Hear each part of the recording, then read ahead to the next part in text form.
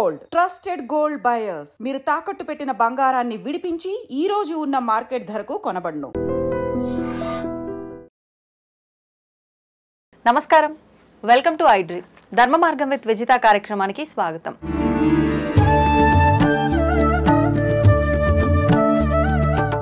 ఇప్పుడు కానీ వస్తాయని మీరు చెప్తున్నారు, రావచ్చేమో భవిష్యత్తులో. కానీ ఇప్పుడు మాత్రం మత మార్పిడిలు చాలా ఎక్కువగా చూస్తున్నాం కదా. అంటే హిందూ ధర్మంలో ఉన్న వాళ్ళే ఇక్కడ ఏదో జరగట్లేదు అని చెప్పి ఇంకొక మతంలోకి మారటము ఇలాంటివి చూస్తున్నాం కదా. మతం మారటం అనేది అది మనిషి యొక్క దౌర్భాగ్యానికి నిదర్శనం. ఎందుకంటే మనసు అనేది మారకుండా నువ్వు ఎక్కడికి వెళ్ళినా ఏమీ సాధించలేవు. నీ గత జన్మ కర్మలు ఉండొచ్చు, ఈ జన్మలో చేసిన కర్మలు ఉండొచ్చు, లేదా నువ్వు చేసే విధానంలో పొరపాట్లు ఉండొచ్చు. మనసుకి జబ్బు చేస్తే మాలాంటి స్వామీజీలు వైద్యం చేస్తారు. శరీరానికి జబ్బు చేస్తే స్వామీజీ అయినా ఎంబీబీఎస్ దగ్గరకు ఎండి దగ్గరకు వెళ్ళాలి. దౌర్భాగ్యం నీ మనసులో పెట్టుకుని నువ్వు ఏ మతంలో పోతే ఏమున్నది? ఏమ్మా, కెమెరా ఆఫ్ చేసి ఎన్నిసార్లు ఫోటో తీసిన ఫోటో వస్తుందా? రాదు కదా. ఇది అలాగనే ఇప్పుడు దౌర్భాగ్యం అనేది నీ మనసులో పెట్టుకొని ఒక మంగళవారం ఆంజనేయ స్వామి గుడికి వెళ్ళు, ఒక బుధవారం వినాయకుడి గుడికి వెళ్ళు, శనివారం వెంకటేశ్వర స్వామి గుడికి వెళ్ళు, శుక్రవారం ఆదివారంలో అమ్మవారి గుడికి వెళ్ళు. అసలు ఏ వారంతో మళ్ళీ శివయ్య దగ్గరికి వెళ్ళు. మనం వెళ్ళాం కదా. పండగ రోజు మన హిందువులో ఉన్న దౌర్భాగ్యం ఏంటంటే పండగ రోజు కూడా కొత్త బట్టలు వేసుకొని సినిమాకి వెళ్తాం. అంతే కదా. కానీ మనకు అన్నీ కావాలి. ఇక్కడ హనుమాన్ చాలీసా పారాయణ చేయమా 41 రోజులు. ఏదైనా ఒక సంకల్పం పెట్టుకో, నీ జీవితానికి సంబంధించింది. అది స్వార్థంతో లేనిదై ఉండాలి. నీ భవిష్యత్తు పెరగటానికని కావచ్చు, లేకపోతే నీ పిల్లల కోసమే కావచ్చు, లేదా కుటుంబంలో ఏదైనా నెగిటివ్ ఎనర్జీ ఉండి ఇంట్లో ఊరికి చికాకులు జరుగుతున్నాయి, ఇది గురించి అయినా కావచ్చు. ఉదయాన్నే లేచి ఆడకూతురు అయితే తలస్నానం చేసిన అవసరం లేదు ప్రతిరోజు. ఎందుకంటే ఆమెకున్న కురుల దృష్టి ఇబ్బంది అవుతుంది కనుక ఆడకూతురు అనుకోమా 3 సార్లు పుండరీకాక్ష పుండరీకాక్ష పుండరీకాక్ష అని 3 సార్లు తల మీద నీళ్లు చల్లుకొని స్నానం చేయాలి. పురుషుడు అయితే ఖచ్చితంగా తలస్నానం చేయాలి. చేసి కొత్త సాప ఒకటి కొనుక్కొని నెట్టింట్లో సాప వేసుకొని ఓకేనా ఏకవస్త్రం కట్టుకొని పురుషుడు అయితే, స్త్రీ అయితే స్పష్టంగా చీర కట్టుకోవాలి, వస్త్రాలు కట్టుకొని ఏమో కూర్చొని 5 నుంచి 9 సార్లు హనుమాన్ చాలీసా పారాయణ చేయాలి. ఏ సమయంలో? ఉదయం బ్రహ్మ ముహూర్తం అంటే 4 నుంచి 6 గంటల మధ్యలో 41 రోజు చేయండి మండలం దీక్ష సమయం. మార్పులు ఎందుకు వస్తాయో ఎందుకు రావో చూడండి. ఇప్పుడు 41 రోజులు అన్నారు కదా, ఆడవారి నెలసరి సమయంలో 5 రోజులు తీసేసి మళ్ళీ 41 లెక్కే. 5 రోజులు తీసేసి మళ్ళీ 5 రోజులు ఎక్స్ట్రా చేసుకుంటాం. ఓకేనా, 6వ రోజు నుంచి చేయొచ్చు. చేయండి. అసలు 21 రోజు చేయండి. ఆడవాళ్ళని 21 రోజు చేయమనండి. మార్పు కనిపిస్తుందో లేదో. మనసులో తెలియని ప్రశాంతి వస్తుంది, తెలియని హాయి వస్తుంది, ముఖంలో తెలియని ఆకర్షణ వస్తుంది. మనం చెయ్యంగా. అంతే. ఆదివారం వస్తే మాంసం తినాలి, పిల్లలకు సెకండ్ సాటర్డే వస్తే సినిమాకి పోవాలి, కానీ మాకు దేవుడు అన్నీ ఇవ్వాలి. ఏమ్మా, కానీ మాకు దేవుడు అన్నీ ఇవ్వాలి. అంటే దేవుడు మనం ఇవన్నీ చేస్తేనే ఇవ్వాలా? నీ ఏకాగ్రత ఉండాలి. ఇవన్నీ చేస్తేనే నువ్వు ఏకాగ్రత అవుతుంది. ఇప్పుడు నేను మనసులో నాకు దేవుడి పైన చాలా భక్తి ఉంది, నేను ప్రదర్శించాల్సిన అవసరం ఏముంది? నా పనులు నేను చేసుకుంటాను యథావిధిగా. దేవుడి పైన నాకు నమ్మకం ఉంది, భక్తి ఉంది. అలా దేవుడు అనుగ్రహించడం. దేవుడికి కూడాను నీ పైన నమ్మకం ఉంది. మరి నువ్వు అయ్యాలి వాళ్ళని కోరుకుంటున్నావుగా. నువ్వు ఏం కోరిక లేదు కదా. కోరిక లేని ప్రశాంతంగా బతుకు. నాకు ఏ కోరిక లేదు అంటే ఇప్పుడు ఉన్న లౌకిక ప్రపంచంలో ఖచ్చితంగా ఉండాల్సిందే కదా. లౌకిక ప్రపంచంలో నీ కనీస అవసరాలు ఎలా ఉంటాయో ఈ కలియుగంలో నామస్మరణ అంత ఉత్తమమైనది. నువ్వు నిత్యం నామస్మరణ చేస్తూ ఉండు. ఫలితం వస్తుందో రాదో? ఖచ్చితంగా వస్తుంది. శ్రీకృష్ణుడు వారు ఏమన్నారంటే, నా పేరు మీద 10 రూపాయలు దానం చెయ్యి, నీకు 100 రూపాయలు ఇస్తా అన్నాడు. నా గురించి 10 మందిలో చెప్పు, నీ గురించి దేవలోకంలో చెప్తా అన్నాడు. నా యొక్క నామాన్ని కృష్ణ కృష్ణ అనే నా నామాన్ని నిత్యం నువ్వు పలుకుతూ ఉండు, నీతోనే ఉంటానయా అన్నాడు. అవునా? నువ్వు నిత్యం నామస్మరణ చేయి, భగవంతుడు నీతోనే ఉంటాడు. శ్రీమాత్రే నమః అనే అమ్మవారి యొక్క మంత్రాన్ని రోజుకు 108 సార్లు మనసులో అనుకుంటూ ఉండు. నువ్వు వంట చేస్తూ ఉండు, వంట చేస్తూ అనుకుంటూ ఉండు. 90 రోజులు నీ భర్త ఎలాంటి వాడైనా సరే నీ కుటుంబం సఖీపడుతుంది. ఇప్పుడు అంటే నామస్మరణ చేయడం వల్ల, మంత్రం చెప్పడం వల్ల ఇంత ఫలితం ఉంటుంది అంటున్నారు కదా. కానీ ప్రతి ఒక్కరికి తలరాత ఒకటి ఉంటుంది. భగవంతుడు మనం తల్లి గర్భంలో పడగానే అంత రాసేస్తాడు అని అంటుంటారు కదా. దాన్ని తప్పించుకునేది కూడా ఎవరికి సాధ్యపడదు అంటారు. మరి నామస్మరణ వల్ల మార్పులు ఎలా వస్తాయంటారు? కర్మ దోషాలు ఖచ్చితంగా తొలగిపోతాయి. రుణానుబంధానికి సంబంధించిన దోషాలు ఖచ్చితంగా తొలగిపోతాయి. నామస్మరణ. శబరి రామ రామ రామ అనుకుంటే అడవిలో ఉంది. రాముల వారు అంతా కూడా అరణ్యవాసం వచ్చి శబరి దగ్గరకు వచ్చాడు. శబరిగా అయోధ్య రాలేదు, రావణ వారి నడుచుకుంటూ శబరి దగ్గరకు వచ్చాడు, ఏం జరగలేదా? యశోదమ్మ శ్రీకృష్ణుడు కనలేదుగా. కానీ అప్పుడు ధర్మం 3 పాదాల పైన, పాపము ఇదంతా ఒక పాదం పైన. ఇప్పుడు చూస్తే అంత రివర్స్ లో ఉంది కదా. ఇప్పుడు అందుకనే అప్పుడు 108 మంత్రజపం చేస్తే సిద్ధ అయ్యేది. ఇప్పుడు 1,00,000 కాదు 10 లక్షలు చేయాలి. ఓకేనా? ఇప్పుడు కష్టం ఎక్కువ పడాలి. అప్పుడు 10 సార్లు కృష్ణ అంటే 11 సార్లు అమ్మ అనేవాడు. కానీ ఇప్పుడు నువ్వు అనిత్యం నామస్మరణ చేస్తే ఏదో సందర్భంలో భగవంతుడు, ఇప్పుడు సద్గురువులు ఉంటారు, గురువులు ఉంటారు, నిత్యం మనకి మాస్టర్స్ అంటారు. సిద్ధ గురువుల సంచారం జరుగుతూనే ఉంటుంది. ఇక్కడ నేను మాట్లాడుతున్నాను, ఇక్కడ నా గురుదేవులు నా పక్కనే ఉండొచ్చు. నాకు 2 గురువులు. నా గురుదేవుడు యోగి పూర్ణచంద్ర మహారాజు వారు మొదటి గురువు. ఈ శిలను శిల్పంగా చెక్కింది ఆయన గారే. ఈ శిలను శిల్పంగా చెక్కి ఒక దారిలో పెట్టింది ఆయన గారే. 2018లో మా గురుదేవులు లలితా అమ్మవారిలో ఐక్యమయ్యారు. మా గురుదేవులు లలితా ఉపాసకులు, గొప్ప లలితా ఉపాసకులు. అస్సలు బయట ప్రపంచంలోకి ఎప్పుడూ వచ్చేవాడు కాదు. అసలు ఎవరికి తెలియదు. 108 ప్రతిష్టలు చేశారు ఒకే చోట, ఒకే ప్రాంగణంలో 108 దేవతామూర్తులను ప్రతిష్ఠ చేశారు. ఏ దేవతలు? అందరూ మన ధర్మ యాక్సెప్ట్ ఒక సాయిబాబా అని తప్ప. ఏ సాయిబాబా దేవుడు కాదు, గురువు దేవుడు కాదు. గురువు ఏమ్మా దేవుడు కాదు. మళ్ళీ చెప్పానా, సాయిబాబా గురువు. కానీ సాయిబాబా దేవుడు అని నమ్మే భక్తులకు నమ్మినంత అవుతోంది కదా అమ్మా. నామస్మరణ గురువుని నమ్ముకుంటే దేవుని నమ్ముకున్నట్టే. కాకపోతే గురువుని దేవుని చేయకూడదు. దేవుడు దేవుడే. మనకు చాలా మంది దేవుళ్ళు ఉన్నారు, మనకు చాలా మంది గురువులు ఉన్నారు. రామకృష్ణ పరమహంస, త్రైలింగ స్వామి, లాహిరి మహాశయ ఏమా, ఇప్పుడు సివిఆర్ రావు గారు. ఇప్పుడు ఎంతమంది గురువులు ఉన్నారు మనకి? సిద్ధయోగులు, పూర్ణులు, యోగులు, మహర్షులు ఎంతమంది ఉన్నారు? ఇప్పటికీ హిమాలయాల్లో మన యోగులు సంచరిస్తూనే ఉన్నారు. ఇప్పుడు ఏమైందంటే సినిమా ప్రపంచం, ఎవరిని చూపిస్తే వాళ్ళే దేవుడు. మీరు నన్ను పట్టుకురాలా ఎక్కడ ఉన్నాను అట్లా. కనుక ఇది కాదు, మనం వాస్తవగతిలో జీవిద్దాం, వాస్తవంగా మాట్లాడుకుందాం. ఏ తల్లి, అది విషయం. ఇప్పుడు గురువులు అన్నారు కదా, గురువులు, ఋషులు, యోగులు, సిద్ధ యోగులు అన్నారు, గురువులు, జగద్గురువులు అన్నారు. ఏంటండి వీళ్ళందరి మధ్య వ్యత్యాసం ఏంటి? అసలు ఎవరు ఏ రకంగా సమాజానికి ఉపయోగపడతారు? పుస్తకాల్లో చూసి పాఠాలు చెప్పేవాడు ఉపాధ్యాయుడు, వాచక గురువు. మనకి పని బాట నేర్పేవాడు సూచక గురువు. ఒక ఆశ్రమానికి వెళ్ళినప్పుడు ఎలా ఉండాలి అని ఆశ్రమ నియమాలు నిర్ణయాలు చెప్పేవాడు బోధక గురువు. ఓకేనా? ఇప్పుడు మాలాంటి వాళ్ళని తయారు చేసేవాళ్ళు సిద్ధ గురువులు. ఓకేనమ్మా?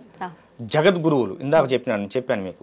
ఎవరైతే తన పరివారంతో వస్తూ ఉన్నారో వారిని చూసి గురువులు సైతం లేచి, తన శిష్యులతో సైతం లేచి నిలబడి ప్రణమిల్లుతారో వారు జగద్గురువులు.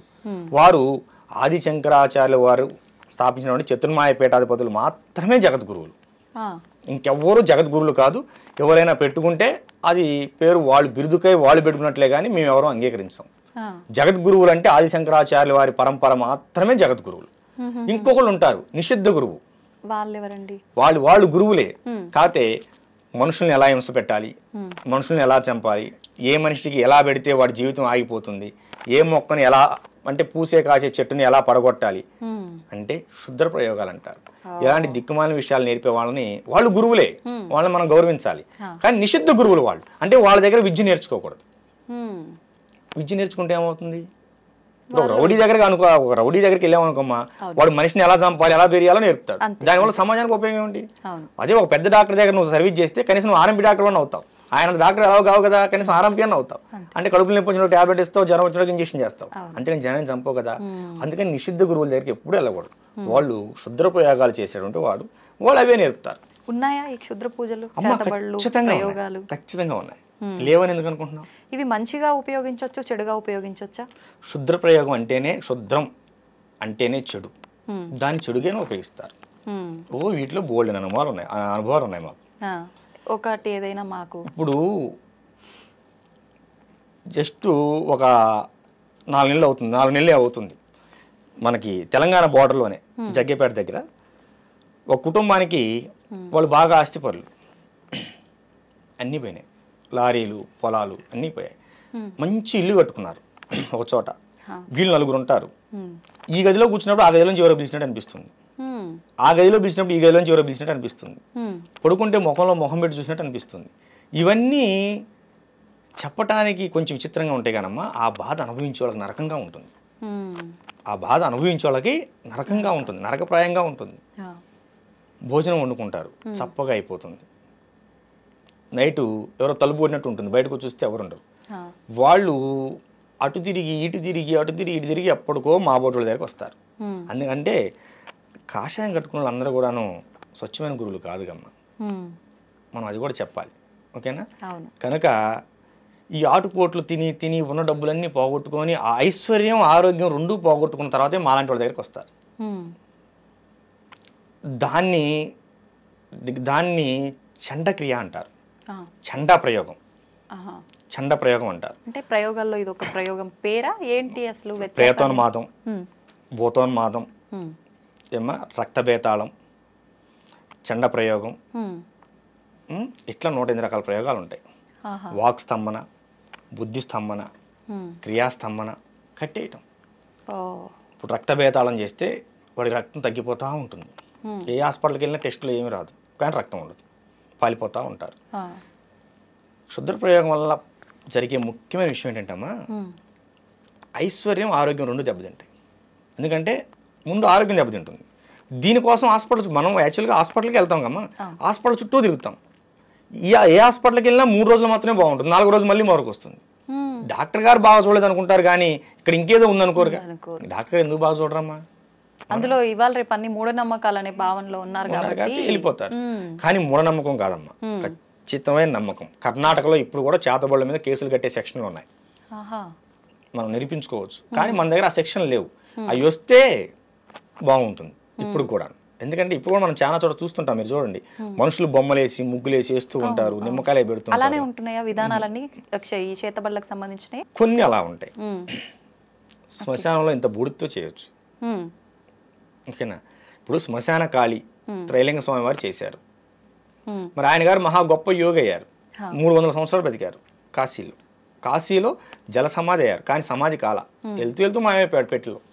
అందరు చూస్తుండగానే అవి శాసనాలు ఉన్నాయి, బ్రిటిషర్లు రికార్డ్ చేశారు. వాళ్ళు మళ్ళీ రావాలనుకుంటే వస్తారు. మేము కాశీ వెళ్ళినప్పుడు వారి క్షేత్రానికి ఆశ్రమానికి వెళ్ళలేకపోయాం. అప్పుడు బాగా వర్షాలు, ఎటు వెళ్ళలేని పరిస్థితి, అది దర్శనం చేసుకోలేకపోయాం. కాశీలో కూడా మేము చాలా చోట్ల మేము ధ్యానం చేసుకోవడం జరిగింది. ఈ క్షుద్ర ప్రయోగాలు అనేవి ఉన్నాయి నాన్న.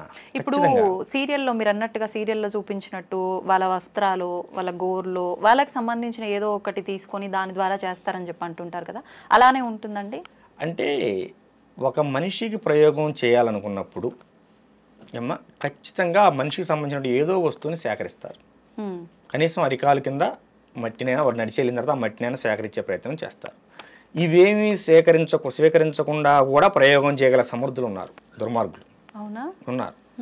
ఇవి సేకరించి చేసేవాళ్ళు కూడా ఉన్నారు. కానీ ఖచ్చితంగా వస్త్రం అనే మన వస్తువు ఏదైనా కావచ్చు, మీరు అన్నట్టు గోర్లు కావచ్చు, జుట్టు కావచ్చు, ఏదైనా కావచ్చు, వారికి లభిస్తే 100కి 100 పాలు సక్సెస్ఫుల్గా చేయగలుగుతారు. కనుక కొంచెం మనం ఇవి ఉన్నాయి నాన్న, ఖచ్చితంగా క్షుద్ర ప్రయోగాలు ఉన్నాయి, 100కి 100% ఉన్నాయి. మీరు నమ్మినా నమ్మకపోయినా ఇది వాస్తవం. ఇప్పుడు ఎవరిపైనో ప్రయోగం జరిగింది అంటే వాళ్ళు నానా రకాలుగా ఇబ్బంది పడతారు, ఆఖరికి ప్రాణాలు కూడా కోల్పోతారు. చేసిన వాళ్ళకి ఏంటి ఉపయోగం అసలు దీనివల్ల? మానసిక ఉన్మాదులు అమ్మ వాళ్ళు. ఒక పిచ్చి కుక్క ఉన్నది, అది రోడ్డును పరిగెడుతూ మనిషిని కరుస్తుంది, గేదెను కరుస్తుంది, ఆ లైన్లో వెళ్తుంటే మేకను కరుస్తుంది, తన జాతిది అయినా సరే కుక్కను కూడా కరుస్తుంది. ఎందువల్ల అది? అప్పుడు వరకు మన ఇంట్లో పెంచుకున్న కుక్కే అది, మనం భోజనం పెట్టాం, దానికి ఉన్మాదం వచ్చింది, పిచ్చని ఉన్మాదం. ఈ క్షుద్ర పూజను క్షుద్ర ఉపాసన చేసే వాళ్ళకు కూడాను వాళ్ళు ఉన్మాదులమ్మ. ఒక ఉన్మాదం వస్తుంది, ఎదుటవాడిని బాధ పెట్టి ఆహా మనం ఇది చేసాం, వాడు ఇబ్బంది పడుతున్నాడు కానీ పైశాచిక ఆనందం పొందుతారు. కానీ వాళ్ళ వంశం నాశనం అవుతుందమ్మ. క్షుద్ర ప్రయోగాలు చేసిన వాళ్ళ వంశం నాశనం అవుతుంది. మొన్న విధురేంద్ర శేఖర్ భారతీ స్వామి వారు సెలవిచ్చారు దీనిపైన. ఖచ్చితంగా చాలా ప్రమాదం. కాకపోతే ఏమిటంటే వాళ్ళు చేసే ప్రయోగాలకి కొత్తగా దాన్ని ఎలా మనం రెమెడీ చేయాలనేది మేము మళ్ళీ తయారు కావాల్సి వస్తుంది. అంత ఇబ్బందికరమైన కొన్ని ప్రయోగాలు వస్తున్నాయి. ఇప్పుడు ఇలాంటి ప్రయోగాలు చేసిన వారు దాని నుంచి బయటపడి పూర్తి నార్మల్ గా ఉండే ఆ జీవితాన్ని మళ్ళీ గడపొచ్చు అంటారా? కొన్ని వందల మందికి చేసాము ఈ 15 సంవత్సరాలు. మీరు ఎప్పుడైనా మన కుటీరానికి వస్తే చాలా మందిని చూసుకోవచ్చు. కొన్ని వందల, మనం చెప్పాను కదా జగ్గేపేట దగ్గరని, వాళ్ళు నిన్న కూడా మన ఆశ్రమానికి వచ్చి వెళ్ళారు. ఏమో ప్రశాంతంగా ఉన్నారు. ఖచ్చితంగా ఉంటుంది. మనకి ఈ చండా ప్రయోగం అంటే అమ్మ పంది రక్తంతో చేస్తారు, తీసుకొచ్చి పంది రక్తం చల్లుతారు. అర్థమైందా? ఇవి ప్రయోగం ఏంటో కూడా తెలుసుకోవాలి. డాక్టర్ అనేవాడు వైద్యం చేయాలంటే రోగం పలానని తెలుసుకుంటేనే వైద్యం చేయగలుగుతాడు. ఈ ప్రయోగం ఏంటో కూడా తెలుసుకోకుండా గుడ్డిగా వీటి మీద వ్యతిరేకంగా చేసి బాగు చేద్దామనే ప్రయత్నంలో చిన్న చిత్తగా వాళ్ళు చాలా మంది ప్రాణాలు కోల్పోయే వాళ్ళు కూడా ఉంటారు. మేము గొప్ప అని చూపించుకోవాలని ఆలోచనతో చేస్తూ ఉంటారు నాన్న. దానివల్ల ప్రాణాలు కూడా కోల్పోతూ ఉంటారు. ఇంకా అవతల ప్రయోగం చేసిన వాడు గట్టివాడైతే వీళ్ళు ప్రాణాలు కూడా కోల్పోతారు. కనుక కాకపోతే ఒకటి నాన్న, ప్రయోగాలు ఎలా ఉన్నాయో జనంలో భయం కూడా అలాగే ఉంది. మనకు వచ్చే వాళ్ళలో ఒక 10 మంది వచ్చారనుకమ్మా, 2కో 3కో నిజమైన ప్రయోగం ఉంటుంది, మిగతా వాళ్ళు భయంతో వస్తారు. ఇప్పుడు ఒక పెద్ద ఆవిడ ఉన్నది, ఆవిడకి తరచూ నడుము నొప్పులు వస్తున్నాయి, 4 సార్లు హాస్పిటల్కి వెళ్ళిన దగ్గర ఏ కాల్షియం లోపమో ఏదో ఉంటుంది, లేకపోతే సయాటికాలు వస్తూనే ఉంటాయి. పక్కింటి ఎవరో వచ్చి పక్కన మొన్న వాళ్ళకి అలాగే నడుము నొప్పి వచ్చింది, వాళ్ళకి ప్రయోగం అంట అని చెబుతారు. ఇంకోళ్ళు వచ్చి ఇంకోళ్ళు చెప్తారు. సో వీళ్ళు ఏమవుతారంటే అమ్మ ముందు మానసికంగా ఇబ్బందికి లోనవుతారు, మెంటల్గా దాని స్ట్రెస్లోకి వెళ్ళిపోతారు. నాకు కూడా చేశారేమో ఇట్లా మానసిక సమస్యలతో ఇలా బాధపడే వాళ్ళకి ఇది లేదు అని చెప్పినా కూడా నమ్మరమ్మా. నమ్మకపోగా మరో చోటకి వెళ్ళి డబ్బులు ఆగం చేసుకుంటారు. కనుక సరే ఇవి కొంచెం ఆ లక్షణాలేనమ్మా, ఇంతటితో పోతుందిలే అని చిన్న చండీ హోమం చేసి లఘు చండీ హోమం చేసి బొట్టు పెడతాం. ఇక అంతటితో ముందు మనిషికి భయం పోతుంది, భయం పోతే జబ్బు పోతుంది. ఈ కొన్ని రోజుల తర్వాత మళ్ళీ గురువు గారు మాకు నడుము నొప్పులు వస్తున్నాయని చెప్పి వస్తారు. అమ్మ ఏం లేదమ్మా, అప్పుడు దాని తాలూకు గాయమైంది, ఒకసారి హాస్పిటల్లో చూపించుకోమని చెప్తాం. అంతే. చుట్టూ ఉన్నటువంటి వాతావరణం కూడా చాలా మందిని మాకు చేతబడులు చేశారేమో అనే భావనలోకి నెట్టేస్తుంది. ఇది చాలా మందికి ఏటీఎం అయిపోయింది, వాళ్ళ భయాలు వీళ్ళకి ఏటీఎంలు అయిపోయినాయి. అంతేగానమ్మా నిజం ఉంది కానీ అంతా నిజం కాదు. కనుక అన్ని తెలుసుకొని ముందుకెళ్ళాలి.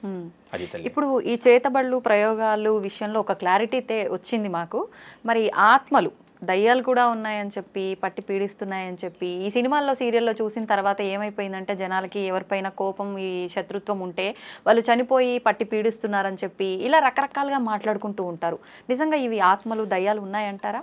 ఆత్మలు దయ్యాలు భూతాలు ఉన్నాయి. దెయ్యాలు ఇంట్లో దూపమే కానీ పారిపోతాయి, అవి మనిషిని ఏం చేయవు.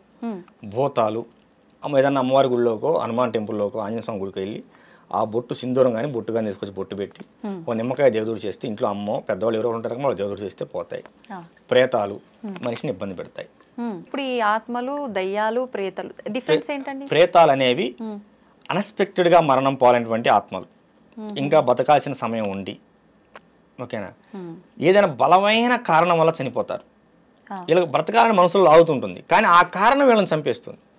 సో ఆ బలమైన కారణం వల్ల వీళ్ళు బలవంతంగా మరణం పొందేటప్పుడు వీళ్ళు భయపడతారు. అయ్యో దానివల్ల నేను చచ్చిపోవాల్సి వస్తుంది, నాకు ఇంకా నాకు బ్రతకాలని అనే భావన ఉంటుంది కానీ చనిపోతారు. ఈ భావనలో ఏం చేస్తారంటే ఈ ఆత్మ అనేది బయటికి పోకుండా మరొక జీవి మీద చేరి ఇది బ్రతకాలనుకుంటుంది. ఇది బ్రతకాలనే క్రమంలో ఏం చేస్తారంటే దాంట్లో ఉన్న ఆత్మ లాగేసి నేను జరబడాలనే భావనకు వెళ్తుంది. ఆత్మ అనేది పోతే ఆ శరీరం కూడా పడిపోతుంది కదా. కానీ ఆ విషయం ఈ ఆత్మకు తెలియదు కదా, ఈ ప్రేతాత్మకి. దీనివల్ల ఏమవుతుందంటే ముఖం పాలిపోవటం, పిచ్చి పిచ్చి కలర్ రావటం, ఎప్పుడు ఒళ్ళు నొప్పులు చేయటం ఇచ్చే లక్షణాలు ఉంటాయి. ఊరుకోని జ్వరాలు రావటం ఇలాంటి లక్షణాలు ఉంటాయి. కానీ దాన్ని చాలా గట్టిగా పూజ చేయాలి, అంత తేలిగ్గా పోవు. ఇది హనుమాన్ తంత్రం కానీ కాళీ తంత్రం కానీ పూజ చేయాలి. ఈ కాళీ తంత్రం అనేది కాళీ ఉపాసకుల దగ్గరికి వెళ్తే ఇలాంటివి చాలా సింపుల్గా వెళ్ళిపోతాయి. కాళీ తంత్రం అనేది చాలా గట్టిది కనుక ఉన్న దశమహావిద్యల్లో అతి గొప్ప విద్య మొదటి విద్య కాళీ తంత్రం. ఈ కాళీలో కూడా రకాలు ఉంటాయి, దక్షిణ కాళీ, భద్రకాళి, శ్మశాన కాళీ, చండీ కాళీ, ఇలా రకాలు ఉంటాయి, 8 రకాలు ఉంటాయి. వీటిలో దక్షిణ కాళీ చేసిన వారు రామకృష్ణ పరమహంస. రామకృష్ణ పరమహంస దక్షిణ కాళీ దర్శనం పొందారు. శ్మశాన కాళీ చేసిన వారు త్రైలింగ స్వామి వారు. త్రైలింగ స్వామి వారి తల్లి చనిపోయిన తర్వాత ఆయన శ్మశానంలో ఖననం చేసిన తర్వాత తల్లిని ఎక్కడైతే ఖననం చేశారో అక్కడే 10 సంవత్సరాల పాటు సాధన చేశాడు. 10 సంవత్సరాల అక్కడ నుంచి మన రాజమండ్రి అయినా మా ఆయన గారిది. అక్కడ నుంచి ఇక ఒక్కొక్క ప్రాంతం వెళ్తూ గురువు ద్వారా వెళ్ళిపోతూ కాశీలో స్థిరపడిపోయారు. 150 సంవత్సరాలు కాశీలో ఉన్నారు. 300 సంవత్సరాలు బ్రతికారని బ్రిటిష్ వారు గెజిటెడ్ నోట్ చేశారు. కాళీ సాధకులు. కాళీ అనేది చాలా శక్తివంతమైన సాధన, కానీ అమ్మవారు రూపం చూడడానికి భయంగా ఉంటుంది. కనిపిస్తారా సాధన చేసే వాళ్ళకి అమ్మవారు దర్శనం అవుతారా? వినిపిస్తారు కూడా. వినిపిస్తారు. ఎలాంటి ప్రశ్నలు అడుగుతారని ఇలాంటి వాటికి రాను నేను, ఎందుకంటే ఇది చాలా నిగూఢమైన అంశం. శాస్త్రం ఏం చెప్పిందంటే అమ్మ సృష్టికారమైనటువంటి సంసారం, భార్యాభర్తల సంసారం కనుక 4 గోళ్ల మధ్య ఎంత గుట్టుగా సాగాలో అంతకి 100 రెట్లు గుట్టుగా ఒక సాధకుడి యొక్క సాధన సాగాలి అని చెప్పారు. ఇప్పుడు ఏం చేశారు, చిన్న పెద్ద అనే తేడా లేకుండా అందరు దాన్ని బయట వేసే ప్రయత్నం చేస్తున్నారు. ఇది చేయండి వశీకరణ అయిపోతారు, లవంగాలు కట్టుకోండి డబ్బులు వస్తాయి, అందరు లవంగాలు కట్టుకుంటాంగా. అవునమ్మా, మీరు కూడా ఎన్ని చేయటం ఎందుకు? స్టూడియోలో కాసిన లవంగాలు 4 కుప్పలు పోసుకుని అందరికి వస్తాయిగా. అది కాదు నాన్న, సాధన ఖచ్చితంగా సాధన చేయాలి. దాన్ని ఖచ్చితంగా గురువు పర్యవేక్షణలో చేయాలి. ఎందుకు గురువు పర్యవేక్షణలో చేయాలంటే, ఇప్పుడు ఎంబీబీఎస్ అయిన డాక్టర్ని కూడా మరో డాక్టర్ దగ్గర ట్రైనింగ్ పంపిస్తారు. ఎందుకని? నువ్వు పుస్తకాల్లో చదివింది వేరు, వాస్తవంలో చేసేది వేరు. ఎక్కడైనా సరే అమ్మా, గురువు ఏది చెప్పాడో అది చేయాలి. ఈ విషయం జాగ్రత్తగా వినండి. గురువు ఏది చెప్పాడో అది చేయాలి సాధకుడు, శిష్యుడు అనేవాడు. ఇప్పుడు కానీ ఒక్క విషయం నాన్న, కానీ గురువు ఏం చేస్తున్నాడో నువ్వు అది చేయకూడదు. గురువు ఏది చెప్పాడో అది చేయాలరా తల్లి, కానీ గురువు ఏం చేస్తున్నాడో అది చేయకూడదు. గురువు అన్ని సాధనలు చేసి పూర్తి చేసిన తర్వాత ఆయన ఏదైనా చేయగలడు. గురువు గారు అది చేశారని నేను చేస్తాను చేయకూడదు. గురువు ఏం చెప్పాడో అది చేయాలి. నా గురువు నాకు సగం వరకు నన్ను యోగి పూర్ణచంద్ర మహారాజు గారు నడిపించి లింగైక అమ్మవారి లలితాదేవిలో ఐక్యమైపోయారు. 2 సంవత్సరాలు బాధపడ్డాను. నాకెట్లా, ఏంటిది అమ్మవారిని విపరీతమైన సాధన చేశాను, ఖాళీ సాధన. మరి నా గురువు నాకు నేర్పేళ్ళాడు కదా, అన్ని అసంపూర్ణంగా ఉండిపోయాయి. నా జీవితం ఏంటంటే ఒక చోట వేద సదస్సు జరుగుతుంది. వేద సదస్సుకు నన్ను కూడా ఆహ్వానించారు. హిమాలయ బాబా ఆయన గారు కూడా హిమాలయాల నుంచి వచ్చారు. అక్కడ సిద్ధయోగి గారు వచ్చారు. సిద్ధయోగి గారు వచ్చినప్పుడు అక్కడ నేను స్పీచ్ ఇచ్చాను. ఇట్లాగే స్పీచ్ ఇచ్చి పక్కన కూర్చుంటే, నువ్వు బాధపడకు, గురువు లేడని నువ్వు బాధపడకు, రా అని చెప్పి నన్ను చేయబట్టి గదిలో తీసుకెళ్ళి, మా బాబు కూడా ఉన్నాడు అక్కడ, లోపల తీసుకెళ్ళి భోజనం పెట్టారు. మొట్టమొదటిసారి నాకు భోజనం పెట్టి, గురువు గారు నన్ను శిష్యుడిగా అంగీకరిస్తారా అని అడిగాను. చూద్దాం, అలా అడగకూడదు అన్నారు. తర్వాత ఎన్నో పరీక్షలకు నెగ్గి, ఆ పరీక్షల్లో నెగ్గిన తర్వాత ఈ ఖాళీ సాధనని గురువు గారు నాతో పూర్తి చేయించారు. ఎటువంటి పరీక్షలు మేము తెలుసుకోవచ్చా? అవి చెప్పిన అర్థమయ్యాయి కావు. ఓకేనా? ఒక గురువు శిష్యుడికి ఏ విధంగా పరీక్షలు పెడతారనేది ఆ క్షణంలో ఆ టైంలో ఏదైనా పెట్టవచ్చు, అంతే. దారిని వెళ్తూ మనం వదిలిపెట్టి వెళ్ళిపోవచ్చు.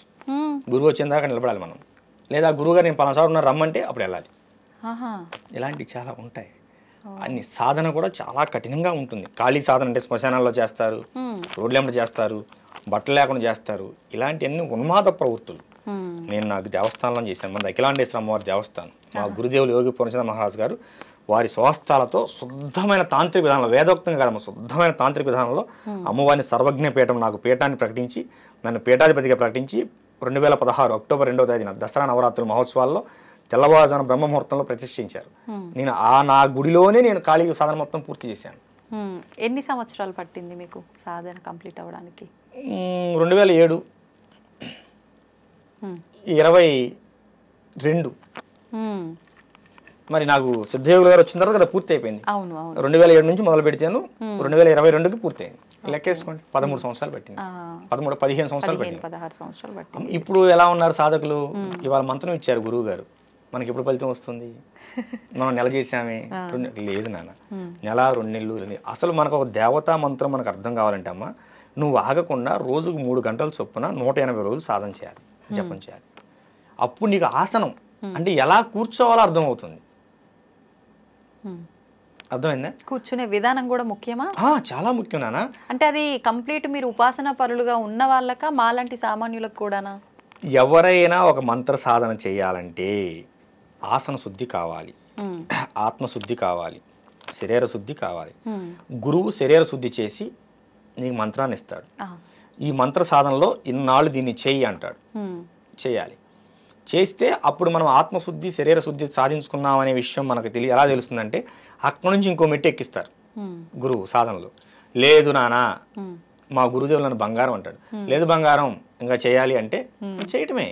అంటే మనం ఎక్కడో పొరపాటు చేసాము. వారాహి సాధన 40 రోజులు ఇచ్చారు దీక్ష, నాకు 6 నెలలు చేయించారు. ఇంకా అవ్వలేదు దీక్షలో, వారాహి దీక్షలోనే ఉన్నాను నేను. అవునా? రేపు పౌర్ణానికి అవుతుంది, పౌర్ణానికి పూర్ణం అవుతుంది అన్నారు నిన్నే గురుదేవులు. 40 రోజులు దీక్ష, మండల దీక్ష కాలమని వారాహి దీక్ష ఇచ్చి 6 నెలలు చేయించారు. ఎందుకని మీరు లోపం చేస్తున్నారా లేదంటే ఏంటి? ఎందుకని అనే ప్రశ్న గురువును అడగకూడదు. అడిగిన రోజు నువ్వు శిష్యుడిగా పనికిరావు. ఒకవేళ మీకేమైనా అర్థమైందా ఎందుకు ఇలా జరుగుతోంది అని గురువు గారిని ప్రశ్నించకపోయినా? అంటే వారాహి దీక్ష అనేది శక్తి దీక్ష. అంటే మనకు బాడీ గార్డ్. నాకు భవిష్యత్తులో ఆమె అవసరం ఎక్కువగా ఉన్నదేమో. ఇప్పుడు ఈ ఆధ్యాత్మిక ప్రపంచంలో లౌకిక ప్రపంచంలో శత్రువులు కనిపిస్తారు నాన్న, ఆధ్యాత్మిక ప్రపంచంలో శత్రువులు కనిపించరు. కనుక ఆధ్యాత్మిక ప్రపంచంలో నాకు భవిష్యత్తులో ఏమైనా శత్రు బాధలు ఉంటాయేమో శత్రువుల వలన, కనుక అది నా వరకు చేరకూడదంటే ఏమని చేయవలసి ఉంటుందేమో. నాకు అసలు ఆలోచన కూడా లేదు. గురువుగారి వారాహి నవరాత్రులప్పుడు గురువుగారి ఫోన్ చేశారు, నాన్న నీ వారాహి దీక్ష ఇస్తున్నా, మొదలుపెట్టాం. 41 రోజులు అయిపోయింది గురుదేవా అని ఫోన్ చేశాను. మెసేజ్ పెట్టమే, వాళ్ళు స్పందిస్తే మనం తిరిగి ఫోన్ చేయాలి, అంతేగాని ఫోన్ చేయకూడదు. మెసేజ్ పెట్టాము, అందులోంచి మెసేజ్ నాకు ఫార్వర్డ్ అయింది, నాన్న నీ దీక్షను 6 నెలలు పొడిగించాను చేసుకో. మరి అంత కఠినంగా ఉంటుంది వారాహి దీక్ష అనేది. మరి 6 నెలల నుంచి చేస్తున్నాడు, చిన్న విషయం. దీక్షలు అనేవి గురుముఖంగానే తీసుకోవాలి, గురువు ఆధ్వర్యంలోనే చేయాలి, గురువు ఆధ్వర్యంలోనే దాన్ని ముగించాలి దీక్ష.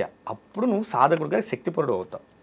నేను మంత్రం చేశాను నాకేం తెలియలేదు, నేను కొన్ని రోజులు సాధన చేశాను అది తెలియలేదు, లేకపోతే మేము 10 సంవత్సరాలు సాధన చేస్తున్నామని ఎర్రబట్టలు కట్టుకుంటే ఏమీ లేదు. ఏమా ఇప్పుడు కెమెరాలో చిప్పు లేకుండా ఎంతసేపు వీడియో తీస్తే ఉంది అంతే. ఇప్పుడు కొంతమంది ఒక 6 నెలలకు సంవత్సరానికి ఫేడ్ అవుట్ అయిపోతూ ఉంటారు. ఎందుకని? ఏదో కాస్త కూర్చి చేసినటువంటి శక్తి సాధనా ఫలం అని నీ చుట్టూ కొంత ఆరాం ఉంటుంది. ఈ లౌకిక ప్రపంచంలో కొన్ని రోజులు నువ్వు మెరుస్తావు. తర్వాత ఒక గురువు అనేవాడు నాన్న నిత్య సాధకుడై ఉండాలి, నిత్యం సాధన చేస్తూనే ఉండాలి.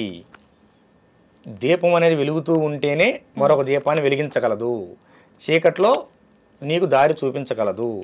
గురువు అనేవాడు నిత్యం వెలుగుతూనే ఉండాలి, అంటే నిత్యం సాధన చేస్తూనే ఉండాలి. ఇది మా గురుదేవులు మాకు చెప్పినటువంటి మాట. మా పూర్ణచంద్ర మహారాజు గురుదేవులు కానీ సిద్ధయోగులు వారు కూడా చెప్పినటువంటి మాట. పూర్ణచంద్ర మహారాజు గారి యొక్క సాధనలో ఉన్నప్పుడు కొంచెం ఉద్వేగంగా ఉండేవాడిని, ఆవేశపూరితంగా ఉండేవాడిని. సిద్ధయోగి గారి శిష్యరేఖంలోకి వచ్చిన తర్వాత, శిష్యుడుగా నన్ను అంగీకరించిన తర్వాత, నేనంటంగా శిష్యుడికి వారు అంగీకరించిన తర్వాత, మొట్టమొదటిసారి ఒక గురువుగా వారిని దర్శించుకున్న తర్వాత నాలో వచ్చిన మార్పు, నా యొక్క ఆవేశం అనేది కానరాకుండా పోయింది. గురువు గారు కూడా అలానే ఉంటారు కదా శాంతంగా. అంటే మీ విషయంలో కూడా అలానే ఉంటారా? మా అందరితో అలా ఉంటారా? లేదమ్మా, చాలా కఠినంగా ఉంటారు శిష్యుల విషయంలో. ఏది చెప్పారో అది చేయాలి అంతే. అలా ఇప్పుడు తండ్రి ఎందుకు కోప్పడతాడు? బిడ్డ బాగుండాలనే కదా. కానీ చాలా ప్రేమగా ఉంటారు. సాధన విషయంలో అసలు చాలా కఠినంగా ఉంటారు.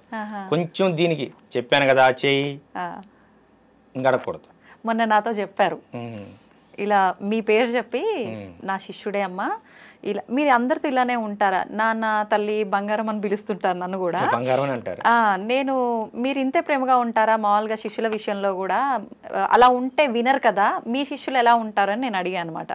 లేదు నాన్న, సందర్భం వచ్చినప్పుడు మాత్రం ఎంత దండించాలో అంత దండిస్తాను, నేను దండిస్తున్నా అనేది కూడా వాళ్ళకు అర్థం అవ్వకుండానే నేను ఒక మాటలోనే అర్థమయ్యేటట్టుగా తెలియజేస్తాను అని చెప్పి నేను అనుకున్న ఆ రోజు ఈ క్వశ్చన్ మిమ్మల్ని ఖచ్చితంగా అడగాలని మాటల్లో మీరే ఆ మాట తీసుకొచ్చి దండిస్తారు. ఒక కార్యక్రమానికి వెళ్ళాం, ఈ హైదరాబాద్ దగ్గరికి, వరంగల్ దగ్గరికి వచ్చాం. గురువు గారు ఉదయం టిఫిన్ చేయరు, అల్పాహారం స్వీకరించరు. అక్కడ కార్యక్రమం జరుగుతుంది, ఒక హోమం జరుగుతుంది, ఒక 15 రోజుల క్రితం. అందులో నాతో ఒక హోమం చేయించాలని చెప్పి ముందుగానే ఇంటిమేషన్ ఇచ్చారు. నేను ఖాళీ చదువుకుని కదా, ఖాళీ హోమం నాతో చేయించాలి నాన్న, నువ్వే వచ్చి హోమం చేయాలన్నారు. చేశాను, వెళ్ళాను, అందరం వెళ్ళాం. అక్కడ నా శిష్యుడు ఉన్నాడు ఆ ప్రాంతంలో. నేను అలాగని నా శిష్యుడు నన్ను ఎత్తుకుంటూ వచ్చాడు. వచ్చిన నా కోసం శిష్యుడు ఏం చేశాడు, ఉదయాన్నే అల్పాహారం తీసుకొచ్చాడు.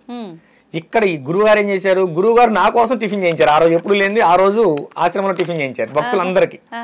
నా శిష్యుడు వచ్చాడు, వాడు ఉదయాన్నే టిఫిన్ చేయండి, నాకు టిఫిన్ చేయడం అలవాటు, నన్ను ఉదయాన్నే అల్పాహారం తీసుకోవడం అలవాటు, వాడి కోసం టిఫిన్ చేయండి అని చెప్పారు. ఆ విషయం నా దాకా రాలేదు. నా శిష్యుడు తీసుకొచ్చిన టిఫిన్ నేను చేశాను. ఏం జరిగింది అప్పుడు? ఏదైనా జరుగుండొచ్చు, ఏదో పెద్దగా జరుగుంటది.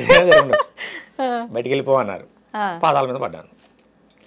తర్వాత చెప్పారు, మీకోసమే చేయించారు అల్పాహారం, మీరు చేయలేదు అని. భోజనానికి వంట అయ్యేంత వరకు ఉండి ముందుగా నేనే భోజనం చేసి బయటికి వెళ్ళాను. తగ్గించాను. ఎందుకంటేనమ్మా గురువులు ఏదైనా, గురువు అంటే తల్లి తండ్రి ఇద్దరు ఉంటారమ్మా. గురువులో తల్లి ఉంటుంది, తండ్రి ఉంటాడు, ప్రేమ ఉంటుంది, మనకి కోపం కాదు, అది క్రమశిక్షణ ఉంటుంది, ఒక మంచి మార్గంలో తీసుకెళ్ళడానికి. నా గురువేగా నన్ను ఇక్కడ కూర్చోబెట్టింది. అవునా? ఇప్పుడు నా మీద ఎంత నమ్మకం ఇక్కడ కూర్చోబెట్టగలిగారు, నేను ఆ నమ్మకం నిలబెట్టుకోవాలి కదా. అందుకని గురువుని ఎప్పుడూ కూడా అనుసరించండి, అనుకరించొద్దు. అనుకరించొద్దు అంటే ఇప్పుడు ఒక గురువుకి ఎంత మీరు ఇందాక చెప్పిన విధానం ఆయన చేస్తున్నది మనం ఇప్పుడు చేయకూడదు. ఒక గురువుకి ఎంతవరకు గడ్డ ఉందని నువ్వు కూడా గడ్డం పెంచొద్దు. ఓ నీ గురువు గోచి పెట్టుకొని తిరిగారని నువ్వు కూడా గోచి పెట్టుకొని తిరగొద్దు. ఓకేనా? నీ గురువు గంజాయి తాగారని నువ్వు గంజాయి తాగొద్దు. నీకు సాధనలో నీకు ఇది చేయమని చెప్పాడు కదా, అదే చెయ్యి. గురువు ఏమి చెప్పాడో అది చెయ్యి, గురువు ఏం చేస్తున్నాడో అది చేయదు. ఇది నా గురుదేవులు నాకు చెప్పిన మాట. నేను అందరికీ ఈ టీవీ షో ద్వారా బయటికి వెళ్తాం కనుక అందరికీ చెప్తున్నాను, గురువుని అనుకరించొద్దు, అనుసరించండి. గురువు చెప్పింది మాత్రమే చేయండి, గురువు చేసేది ఎప్పుడు మీరు చేయకండి. గురువు చేసేది నువ్వు చేసావా, నీ పతనం అక్కడే ప్రారంభమైంది. ఇప్పుడు ఎలక్ట్రికల్ ఇంజనీర్ అమ్మాయన కరెంట్ ఏ వైర్ ఎక్కడ పెట్టాలో ఆయన తెలుసు, ఆయన పట్టుకొని పెడతాడు, స్క్రూ డ్రైవర్ కూడా లేకుండా పెడతాడు. నేను నిన్నగా మన ఐటీఐ స్టూడెంట్, నేను పట్టుకుంటే కుదురుద్ది. ఓ దాంట్లో ఒకటి పెడితే నువ్వన్న పోతావు, లేకపోతే మొత్తం బ్లాస్ట్ అయిపోతుంది. కనుక గురువుని అనుకరించొద్దు, అనుసరించండి. ఇది చాలా ముఖ్యమైన విషయం. గురువులు యోగులు అనగానే చేతిలో ఖచ్చితంగా ఏదో ఒక దండం అనేది ఉంటుంది.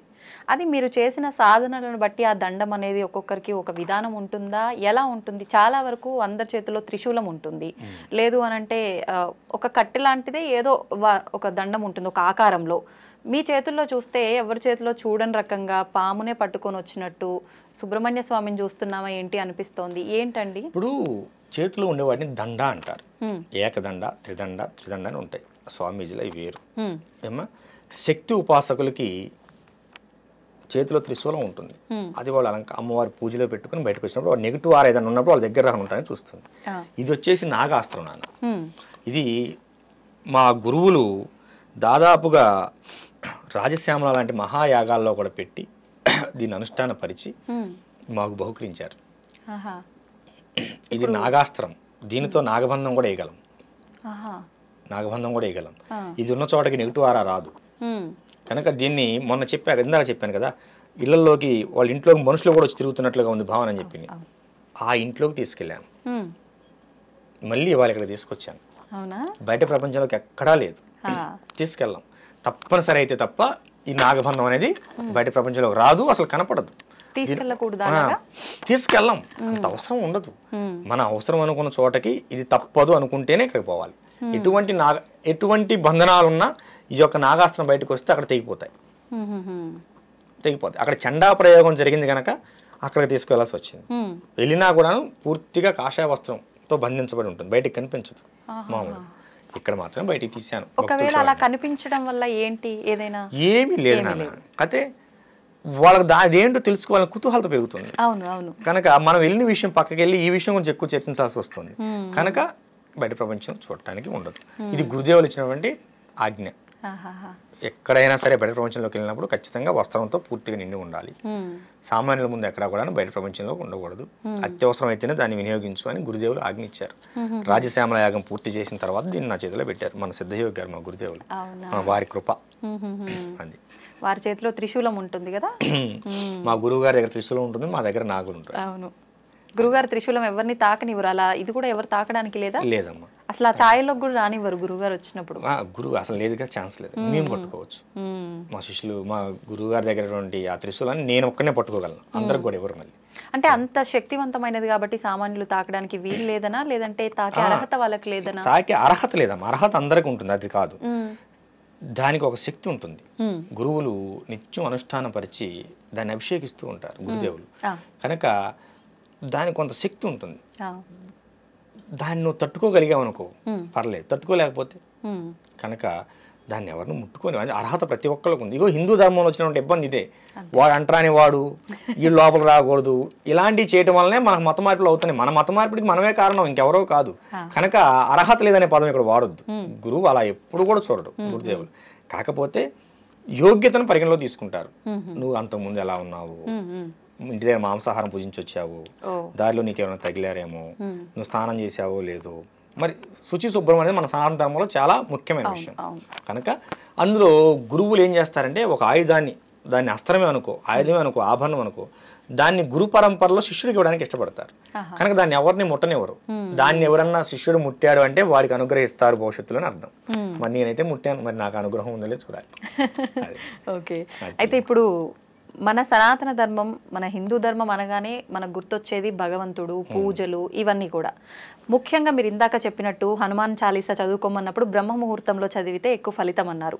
ముఖ్యంగా ఈ బ్రహ్మ ముహూర్తానికి చాలా విశేషం ఉంది అని చెప్పి, ఆ సమయంలో కనుక మనం ఏం చేసినా చేయకపోయినా భగవంతుడికి సంబంధించి కనీసం నిద్ర లేచి మనం నిత్యం చేసుకునే విధానాలైనా ఆచరించాలని చెప్పి అంటూ ఉంటారు. ఎందుకని ఆ ముహూర్తంలో అంత గొప్ప ఏముంది అసలు? బ్రహ్మ ముహూర్తం, ప్రాతకాలం, ప్రదోషకాలం, సంధ్యాకాలం. బ్రహ్మ ముహూర్తం 4 గంటల నుంచి 6 గంటలకి. ప్రాతకాలం అంటే ఉదయ గడియలు, సూర్యుడు ఉదయించిన దగ్గర నుంచి. సంధ్యాకాలం అంటే సాయంత్రం 4 తరాల నుంచి 6 గంటల వరకు వచ్చే కాలం. ప్రదోషకాలం, అదే దాన్ని ప్రదోషకాలం అంటారు. సూర్యుడు ఉదయించక ముందు, ఉదయించిన తర్వాత, సూర్యుడు అస్తమించక ముందు అంటే అస్తమించే ముందు, అస్తమించిన తర్వాత, ఇవి శక్తివంతమైన సమయాలు. ఇది మన ఋషులు చెప్పారు. ఇవి చాలా శక్తివంతమైన సమయాలు.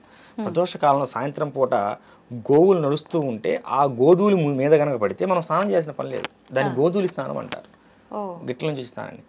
అది ఆ సమయంలో మనకి ప్రకృతి నుంచి శక్తి అనేది గట్టిగా ఉత్పన్నం అవుతూ ఉంటుంది. ఏమ్మా, దీన్ని మనం సద్వినియోగపరుచుకోవాలి, మన ఆహారాన్ని ఉత్తేజపరుచుకోవాలి. ఆ సమయంలో ప్రకృతి చాలా ప్రశాంతంగా ఉంటుంది. నువ్వు చెప్పే ప్రతిదీ కూడా ప్రకృతి వింటుంది. నీ భావాలను మొత్తం ప్రకృతి అర్థం చేసుకుంటుంది. ప్రకృతి నీకేమి ఇవ్వాలో అది ఇస్తుంది. 4 గంటల తర్వాత మనిషి నిద్రపోకూడదని చెప్పిందమ్మా మన సప్త ఋషుల దగ్గర నుంచి. మనకి ఋషి పంచమి ఎందుకు చెప్పింది? దాన్ని బ్రహ్మముహూర్తం అంటారు. ఎందుకు బ్రహ్మముహూర్తం అంటారు అంటే, ఆ సమయంలో నువ్వు ఏది చేసినా నువ్వు బ్రహ్మగా ఉంటావు గనక. నువ్వే బ్రహ్మవి అంటే సామాన్యుడు అర్థం కావడానికి చెప్తున్నాను. ఇట్లా నువ్వే బ్రహ్మవి అంటే బ్రాహ్మణులు మాత్రమే లేచి 4 గంటలు లేచి గుళ్ళు అర్చన చేయాలి, అది తప్పు. అందరూ చేయాలి. కాకపోతే ఆ ఆచారాన్ని బ్రాహ్మణులు మాత్రమే పాటిస్తున్నారు. మన ధర్మాన్ని వాళ్ళు మాత్రం నిలబెట్టడానికి ప్రయత్నం చేస్తున్నారు. మీరు ఒక విషయం గమనించండి, బ్రాహ్మణ వ్యవస్థ కనుక లొంగిపోతే ఎప్పుడో మన భారతదేశం క్రైస్తవ్యం అయ్యేది. అవునా? ఎలాంటి పరిస్థితుల్లో కూడా వ్యవస్థ వాళ్ళు లొంగలేదు. గుళ్ళకు తాళాలు వేసినా కూడా ఇంట్లో కూర్చొని అర్చనలు చేస్తున్నా కానీ, ఇప్పుడు రుద్రాభిషేకము, అమ్మవారికి లలితానో, శ్రీఖడ్గమాలో, హీంకారస గరితానో, సుఖాం అనుకుంటే ఇంట్లో చదువుకున్నారు తప్ప ఇంకో దానికి లొంగలేదు. కనుక నువ్వు కూడా బ్రహ్మవేం చెబుతుంది. అనుష్ఠానం బ్రహ్మముహూర్తంలో నువ్వు చేసే అనుష్ఠానం వల్ల నువ్వు కూడా బ్రహ్మవేం చెబుతుంది. ఎందుకని చెబుతుందంటే ఆ సమయంలో నువ్వు ఏది చేసినా ప్రకృతి వింటుంది. ప్రకృతి నీ మాట వినాలంటే నువ్వు ఆ సమయాన్ని లేచి పని చేసుకోవాలి, అంతే. దానికి ఇంక వేరేది వద్దు. ఇది లోతుకి వెళ్తే మనం వేదాలు, ఉపనిషత్తుల్లోకి వెళ్ళాలి. సామాన్యుడికి అర్థమయ్యే విధంగా చెబుదామని నేను ఇంతటితో ముగించాను. తల్లి, అయితే ఇప్పుడు దీపారాధన, ధ్యానము, ఎన్నో రకాల మార్గాలు ఉన్నాయి భగవంతుని చేరుకోవడానికి, మోక్షం పొందడానికే మనం ఈ జన్మ తీసుకున్నాము. మనకున్న కర్మల్ని తొలగించుకొని ఒక మంచి ఉత్తమమైన జన్మ తీసుకొని తర్వాత భగవంతుడిలో ఐక్యం అయిపోవడము, ఇదంతా మాట్లాడుతూ ఉంటారు. అయితే నిజంగా నవవిధ భక్తి మార్గాలు అని చెప్పి అంటుంటారు. ఏ మార్గం ఎంచుకున్నా పర్వాలేదు, నువ్వు భగవంతుని చేరుతావని అంటుంటారు. కొంతమంది అతిగా ప్రదర్శిస్తుంటారు దేవుడి విషయంలో భక్తి, అది ఏ మార్గం ఎంచుకున్నా. కొంతమంది అసలు ఏమీ చూపించరు, నాకు మనసులో భగవంతుడు ఉన్నాడు చాలు అని అనుకుంటారు.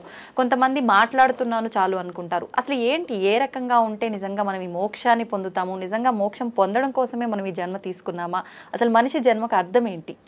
మోక్షాన్ని పొందాలి అనే విధానం ఈ భూప్రపంచం మీద ఉన్న చాలామంది మానవులు అనుకోరు. ఎందుకంటే మోక్షం అనే పదం కూడా చాలామంది వాళ్ళ జీవితకాలంలో పలకరు. మొదటి విషయం. 2, నువ్వు భక్తి మార్గంలో ఏ మార్గంలో ప్రయాణించినా నీకు మోక్షం వస్తుంది. 2, 3, అతి అనేది ఎక్కడ తినే ఆహారం దగ్గర నుంచి నువ్వు చేసే భక్తి వరకు అతి అనేది ఎక్కడా కూడా మంచిది కాదు. ఓకేనా? నవవిధ మార్గాల్లో ఏ మార్గంలో అయినా సరే నువ్వు పూజ చేసుకోవచ్చు. ఏ మార్గం లేదు, నువ్వు అడవిలో కూర్చున్నావు, ధ్యానం చేసుకో, నామస్మరణ చేయి. ఈ కలియుగంలో అన్నిటికంటే ముఖ్యమైనది ధూపం, దీపం, నైవేద్యం, నామం. అమ్మా, ఒక ప్రమిదిలో దీపం వెలిగించు, ఒక బెల్లం ముక్క పెట్టు, నమస్కారం పెట్టుకో. నువ్వు శివయ్యకి దీపం పెడుతున్నావు అనుకో, శివ శివ శివ శివ అనుకుంటూ ఉండు. నారాయణకి పెడితే రామ రామ రామ అనుకుంటూ ఉండు. అమ్మకు పెడితే అమ్మకు బోల్డ్ అని పేర్లు. నువ్వు ఏ పేరుతో పూజిస్తే ఆ పేరు. దుర్గమ్మ పెట్టావనుకో, దుర్గమ్మ దుర్గమ్మ అనుకో. శ్రీదుర్గ అనుకో, అయితే శ్రీమాత్రేమో అనుకో, లలితకైతే ఓ సహస్రనామాలు. ఏమమ్మా పెట్టుకో. నువ్వు ఏ విధంగా చేసినా నీ ఆత్మశుద్ధి ప్రధానం. ఎదట వాడిని మోసం చేయాలి, ఎదట వాళ్ళని ఇబ్బంది గురి చేయాలి, ఎదట వాడిని హింస పెట్టాలనే భావన మనసులో పెట్టుకొని బయటికి శివయ్య అంటేనే నారాయణ అంటేనే అసలు ఏమనకపోతేనే. కనుక మనిషికి మోక్షం ఎక్కడ వస్తుందంటే నువ్వు తెలుసుకున్నప్పుడు వస్తుంది. నువ్వు ఎదటవాడు నువ్వు నేను సమానమైన విషయం భావన వచ్చినప్పుడు మోక్షం వచ్చినట్టే. అంత జ్ఞానం రావాలంటే సాధ్యమేనా? నేను చాలా మందిని చూశాను, ఫ్యాన్ షర్ట్లు వేసుకొని అవధూతలుగా బ్రతుకుతున్న వాళ్ళని నేను చాలా మందిని చూశాను. క్షేమకు కూడా అపాయం చేయని వాళ్ళని నేను చాలా మందిని చూశాను. వాళ్ళు కలియుగంలో వాళ్ళు ఉన్నటువంటి పరిస్థితుల్లో వాళ్ళు ఉద్యోగరీత్యాలు వ్యాపారీత్యాలు చేస్తూనే ఉంటారు, మనసులో నిత్యం నామస్మరణ చేస్తూనే ఉంటారు. అలాంటి వారిని నేను చాలా మందిని చూశాను. ఉంటారు, లేరు అనుకోకు. కాకపోతే వాళ్ళు అసలు భక్తిని ఎక్కడ ప్రదర్శించరు. కనుక ఉన్నారమ్మా, అలాంటి గొప్ప వాళ్ళు ఉన్నారు కాబట్టి మన ధర్మం ఇంకా బ్రతుకుంది. ఇప్పుడు హిందూ శంకర సభ ఉంది కదమ్మా, అలాంటి వాళ్ళు బోల్డ్ మంది వస్తారు. వాళ్ళని ఎవరిని ఆహ్వానించాల్సిన పని లేదు, తెలిసింది కదా. ఏ బస్సు ఎక్కువ ఆటో ఎక్కువ వచ్చేస్తారు. కనుక మన ధర్మానికి వాళ్ళే నిజమైన కాపలాదారులు, వాళ్ళు నిజమైన కాపలాదారులు తల్లి. అది ఇప్పుడు ఆడవారి విషయానికి వస్తే చాలా రకాల అన్యాయాలు, దుర్మార్గాలు, ఇంట్లో వాళ్ళే ఆడవాళ్ళని గౌరవించని కొన్ని కుటుంబాలను కూడా చూస్తున్నాం. నిజంగా తీసుకుంటే మన పురాణాల్లో కూడా వారి వెంట యుద్ధానికి ఆడవారిని తీసుకెళ్లిన సందర్భాలు ఉన్నాయి, వాళ్ళ సలహాలు తీసుకున్న సందర్భాలు ఉన్నాయి అని అంటే అవి ఒకసారి మనం వింటే గనక ఎంత ప్రాధాన్యత ఉంది స్త్రీకి అనేది అర్థమవుతుంది. మరి ఈ ప్రస్తుత సమాజంలో ఎందుకు ఆ విలువ దక్కటం లేదంటారు? త్రేతాయుగం పరశురాముడు రేణుకమ్మ నరికినందుకేగా యుగం అంతమైంది. కృతయుగం, త్రేతాయుగం సీతమ్మని ఎత్తుకెళ్ళినందుకేగా రావణాసురుడు అర్థమైపోయింది, యుగం అయిపోయింది. ద్వాపర యుగం ద్రౌపది దేవిని నిండు సభలో జుట్టు పట్టుకుని ఈడ్చినందుకేగా కురువంశం మొత్తం నాశనం అయిపోయింది. అవునా? స్త్రీ జోలికి వెళ్ళినప్పుడు ఎవడు వంశమైనా నాశనం అవ్వాల్సింది. స్త్రీని హింస పెట్టిన తర్వాత, స్త్రీని అగౌరవపరిచిన తర్వాత, స్త్రీ యొక్క ధనమాన ప్రాణానికి అపాయం కనుక జరిగితే ఖచ్చితంగా దానికి మూలం ఎవడైనా సరే వంశం ఆగమైపోతుందమ్మా. ఇంతకంటే దీని గురించి చెప్పుకోవాల్సిన అవసరం లేదు. నీకు 3 ఎగ్జాంపుల్ చెప్పాను. ఓకేనా? మండోదరి మహాప్రతివత అయినా ఆమె ప్రాతిపత్యం రావణాసురుడిని కాపాడలేదు. అవునా? గాంధారి మహాప్రతివత భర్తను పెళ్లి చేసుకునే ముందే కళ్ళకు గంతలు కట్టుకుంది. పెళ్లి చేసుకునే తర్వాత ఎవరైనా కళ్ళకు గంతలు కట్టుకోవచ్చు, తప్పు. ఫలానా వ్యక్తిని నువ్వు వివాహం ఆడాలి తల్లి అన్నప్పుడే నా భర్త గుడ్డివాడు కనుక నేను కూడా గుడ్డిదానికి ఎలా ఉండాలి ఇప్పటి నుంచే నేర్చుకోవాలని చెప్పి ఆమె కళ్ళకు గంతలు కట్టుకుంది. మహాప్రతివత. పుత్ర ప్రేమ, కొడుకులు తప్పు చేస్తుంటే ఏం చేయలేకపోయింది. అమ్మా నిండు సభలో ద్రౌపది ఏకవస్త్రంతో రజస్వలైనటువంటి స్త్రీని ఏకవస్త్రంతో ఈడ్చినప్పుడు వికర్ణుడు మాత్రమే అడ్డు చెప్పాడు.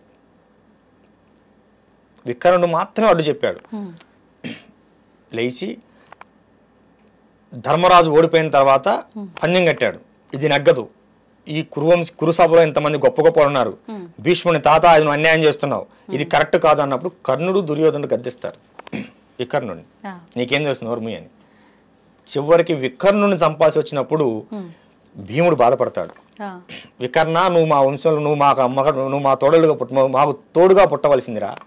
కురువంశంలో అంత కురుసభలో అంతమంది కౌరవ సభలో ద్రౌపదిని అవమానిస్తుంటే నువ్వు ఒక్కడవే నిలబడి మాట్లాడావు, కానీ యుద్ధ నీతి నేను చంపక తప్పలేదురా అంటే నా ధర్మం నేను మాట్లాడాను అన్నయ్య ఆ రోజున, నీ ధర్మం నువ్వు కానీ అని చెప్పి అంటాడు.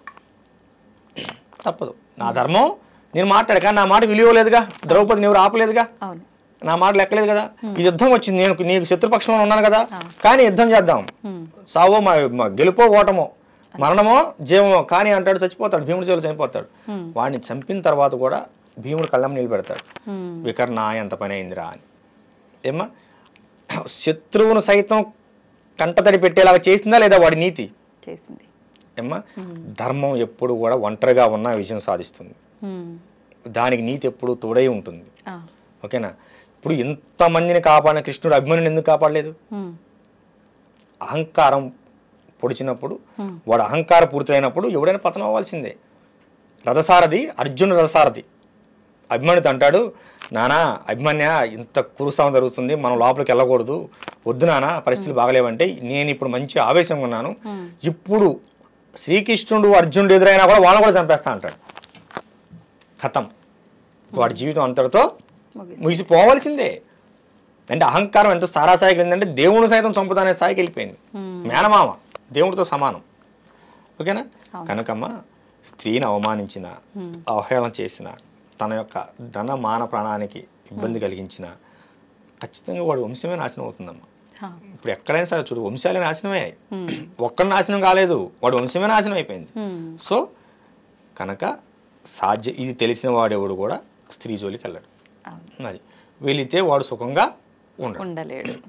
3 యుగాల నుంచి చెబుతున్నారు, అయినా ఈ మూర్ఖులు మారట్లేదు. చూద్దాం. అయితే ఇప్పుడు ఈ దుర్మార్గపు ఆలోచనలు ఇవన్నీ ఏదైతే ఉన్నాయో వాళ్ళ గత జన్మల పాపపు కర్మల యొక్క ఫలితము అనుకోవచ్చా, లేదు అనంటే ప్రస్తుతం ఉన్న ఆహారం యొక్క ప్రభావము అనుకోవచ్చా, ఏమనుకోవచ్చు అంటారు? ఇప్పుడు మనిషికి ఒక జబ్బు చేసింది అనుకోమ్మా, అది గత జన్మకు సంబంధించినటువంటి కర్మఫలం. గత జన్మ కర్మలు అనేవి రోగాల రూపంలో ఈ జన్మలో ఎంటపడుతూ ఉంటాయి. రుణబంధాలు అనేవి పిల్లల రూపంలో పడుతూ ఉంటాయి. ఇప్పుడు వీళ్ళు చేసే అహంకారపూరితంగా చేసే ఆహారాలు, తినే ఆహారపు అలవాట్లు, ప్రతిదానికి మాంసాహారం కావాలి, ఉన్మాదం పెరిగిపోతుంది. తినే ఆహారం, మనం చూసేటువంటి విధానం, మన మనసులో నుండి ఆలోచన విధానం అనేది ఖచ్చితంగా పనిచేస్తాయి. కడుపులో పోయేది, కళ్ళతో చూసేది ఖచ్చితంగా మన బుర్రను పాడు చేస్తుంది. బాగు చేయడం కానీ పాడు చేయడం కానీ 2 కూడా అదే చేస్తుంది. ఏమ్మా, ఇప్పుడు చాలామంది అంటుంటారు సనాతన ధర్మంలో మాంసాహారం తినొచ్చా అని. తినొచ్చా? కానీ చాలా మంది తినకూడదు అని చెప్తున్నారు కదా. కౌలాచారం, కులావరణ తంత్రంలో 5వ అధ్యాయంలో చాలా క్లియర్గా మనకందరికి తెలిసే విధంగా శ్లోకం 51వ శ్లోకం ఇవ్వబడింది. ఏంటంటే దానికి ఒక కారణం చెప్తా.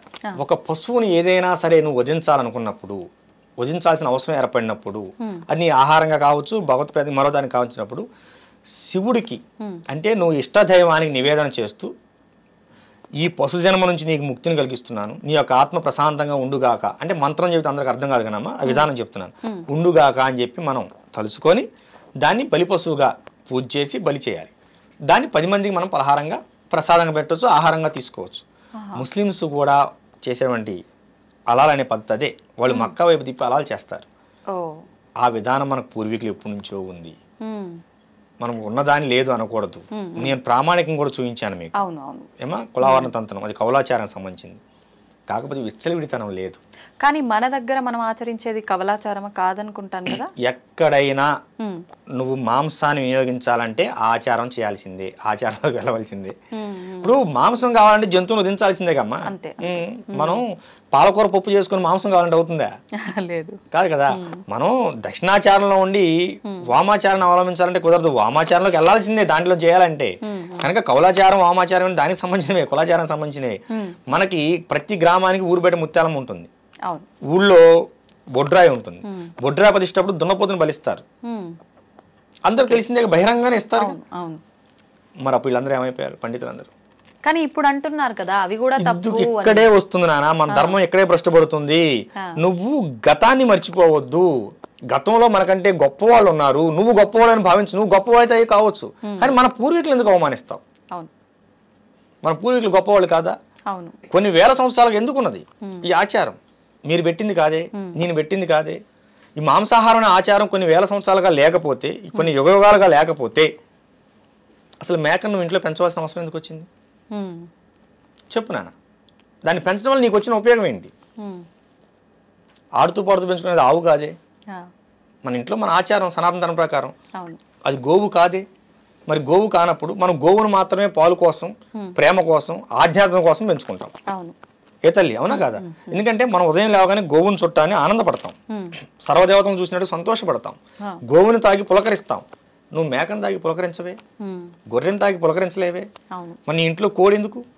అడవిలో కోడి తిరుగుతున్నాయి కదా, నువ్వు ఇంట్లో కోడి ఎందుకు పెంచుతున్నావు? నువ్వు పెంచలా, నీ పూర్వీకులు పెంచారు. ఏనా? వాస్తవాలు మాట్లాడుకుందాం. వాస్తవాలు ఎప్పుడు కఠినంగా ఉంటాయి. జ్వరం తగ్గించే టాబ్లెట్ ఎప్పుడు చేదుగా ఉంటుంది. నువ్వు తినటాన్ని నువ్వు ఆధ్యాత్మికంగా నేర్పు, ఆహారాన్ని గురించి చెప్పు మాకు. ఆధ్యాత్మికంగా మాత్రమే చెప్పు. ఒక ఆధ్యాత్మికంలోకి వచ్చినప్పుడు వాడు ఎలా ఉండాలని వాడే మారుకుంటూ వస్తాడు. ఒక స్థాయికి వెళ్ళిన తర్వాత మాంసాహారం తినకూడదు అనే విషయం వాడికి తెలిసినప్పుడు వాడే మానుతాడు.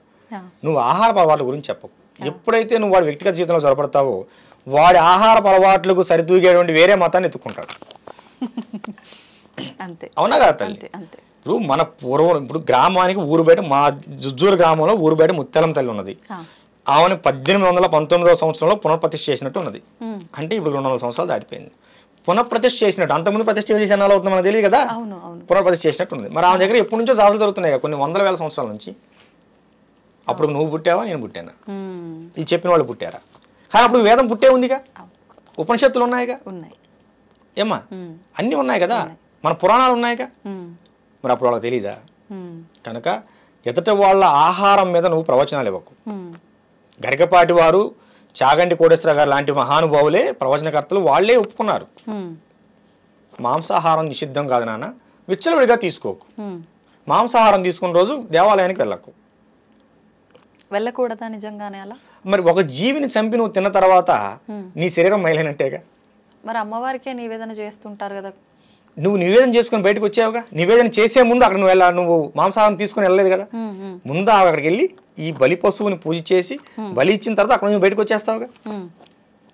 ఏమ్మా అయిపోయింది అంతటితో. కానీ ఇప్పుడు ఏమైందంటే తినే తిండిలో మాంసం, తాగే దాంట్లో మాంసం, ఈ ఫ్రైడ్ రైస్లని, నూడిల్స్లని, సర్వం కోడిగుడ్లని, అవన్నీ అంతా మాంసాహారం నిషేధం కాదు. కానమ్మా మన శాస్త్రం ప్రకారం విచ్చలవిడితనం లేదు. కావాలంటే మీ పూర్వీకులు ఎవరైనా పెద్దవాళ్ళు ఉంటాడు, ఇంటికి కొత్తలుడు వస్తే ఏదన్నా ఒక కోడి లాంటి దాన్ని దేని చేసి పెట్టేవాళ్ళు, ఏదైనా పండుగ వస్తే చేసి పెట్టేవాళ్ళు. అంతేగాని ఇట్లా వారం అసలు ఆదివారం తినడం అసలు లేదు మనకి. ఆదివారం కల్చర్ అనేది బ్రిటిష్ వాళ్ళు వచ్చిన తర్వాత వచ్చింది మన కల్చర్. ఆదివారం కల్చర్ అసలు మనకు లేదు. మన ఇంటికి ఏదైనా పండగ అయితే లేదా మన ఇంటికి ఎవరైనా బంధువులు వస్తే అప్పుడు మాత్రమే మాంసాహారం ఉండేది. మన దొడ్లో చిక్కుడుకాయ ఉండేది, వంకాయ ఉండేది, బెండకాయ ఉండేది, బీరకాయ ఉండేది, అన్నీ ఉండేవి.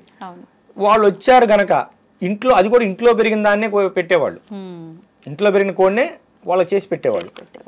ఇప్పుడు అంతా హైటెక్ యుగం, హైటెక్ ఫుడ్లు. మరీ దారుణమైన నాన్న, 10 సంవత్సరాల పాప పెద్ద మనిషి అవుతుంది. దేని వలన?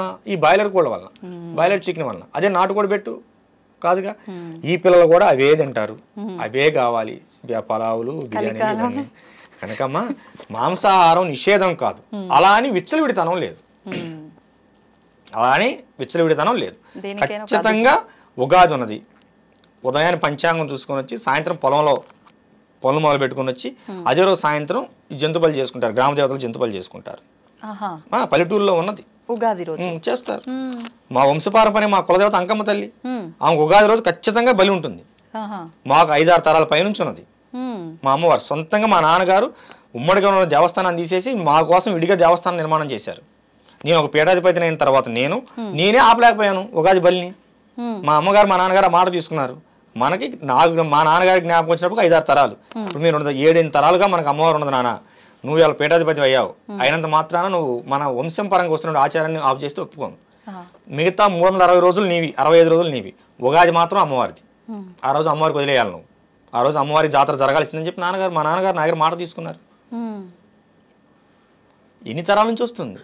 ఇగో ఇలాంటి వాటిని అడ్డగోలు ప్రసంగాలు చేసి ఆపటం వల్లనే ఇవన్నీ ఇబ్బందులు వస్తున్నాయి. సరే ఆఫ్ చేయనా, ఏ మాంసాహారం వద్దు. తోటకూర కట్ట కోసం కొట్టుకుంటారు, కొత్తిమీర కట్ట కోసం కొట్టుకుంటారు, అవునా?